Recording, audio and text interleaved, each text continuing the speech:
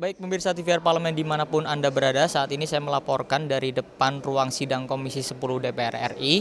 Dan pemirsa seperti yang diketahui bahwa baru-baru ini RUU Sisdiknas diketok palu bahwa sudah tidak masuk ke dalam prolegnas prioritas tahun 2023. Lalu bagaimana tanggapan dari DPR RI? Saat ini saya sudah bersama dengan salah satu anggota Badan Legislasi, Ibu Ledia Hanifah dari fraksi PKS untuk daerah pemilihan Jawa Barat 1.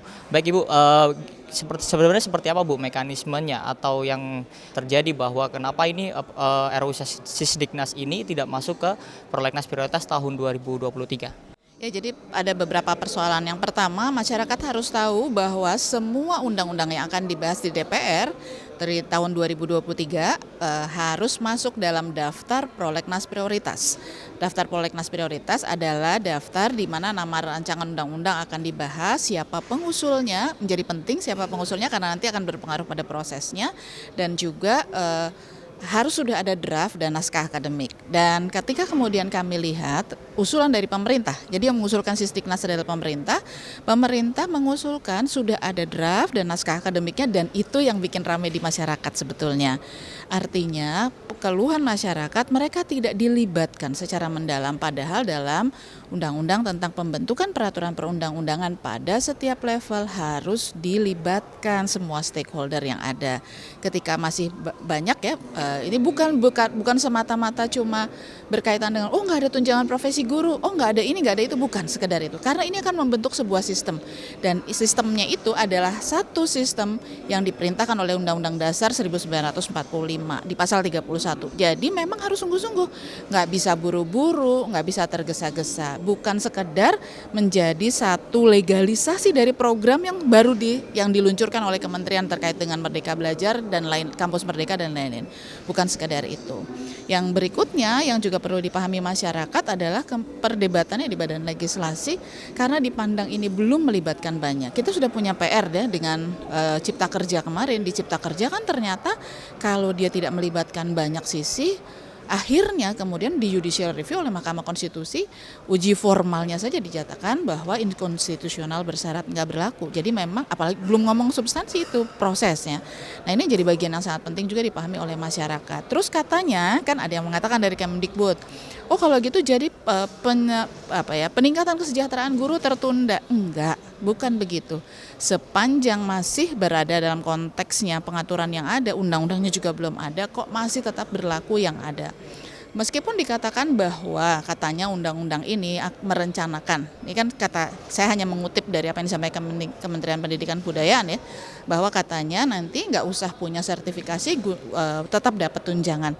Tapi jangan lupa nggak berhenti di situ, ada prosesnya. Nah proses itu yang harus dipahami oleh semuanya. Nah inilah yang menjadi hal yang penting untuk dipahami oleh masyarakat.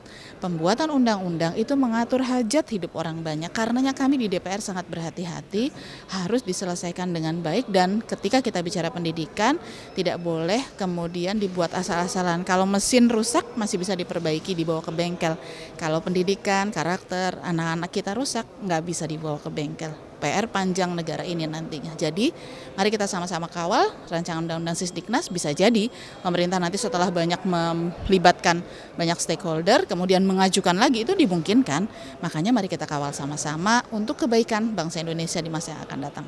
Bu Ledia, dari hasil koordinasi antara Badan Legislasi dan juga pemerintah, sebenarnya seberapa urgent Bu bahwa sistem pendidikan nasional ini perlu dibentuk ulang Bu, seperti itu Bu? Kalau kita lihat lamanya, ini kan mudah dari 2003, jadi sudah waktunya sih memang boleh. Hanya tadi meskipun sudah lama kan membuat undang-undang, merevisi undang-undang bukan karena udah lama aja, tapi dia harus membentuk sistem yang kira-kira nanti antisipatif jangka panjang ke depan. Tapi juga jangan lupa Indonesia itu sangat luas sehingga harus bisa membawa semua gerbong. Tidak boleh meninggalkan yang lain. Sekarang ini disparitasnya masih sangat tinggi antara Jawa dan luar Jawa. Maka proses itu yang harus dijalankan gitu. Terakhir dari saya Bu, bagaimana nanti ke depan koordinasi antara DPR RI dan juga pemerintah untuk bisa mengelola RUU Sisdiknas ini ke depannya Bu? Pertama, karena sudah tidak masuk dalam prolegnas prioritas, maka sebenarnya bolanya di tangan pemerintah, mau tidak melibatkan banyak stakeholder. Kalau mereka sudah melibatkan banyak stakeholder, ada perbaikan-perbaikan, bisa diajukan kembali lagi ke DPR. Karena tidak tertutup kemungkinannya dalam undang-undang tentang pembentukan peraturan perundang-undangan, evaluasi terhadap prolegnas itu bisa dilakukan kapan saja.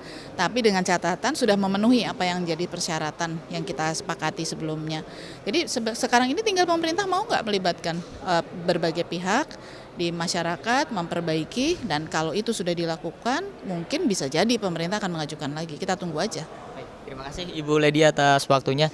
Dan pemirsa, itulah tadi wawancara saya dengan salah satu anggota Badan Legislasi DPR RI, Ibu Ledia Hanifah. Terima kasih atas perhatian Anda, kembali ke studio.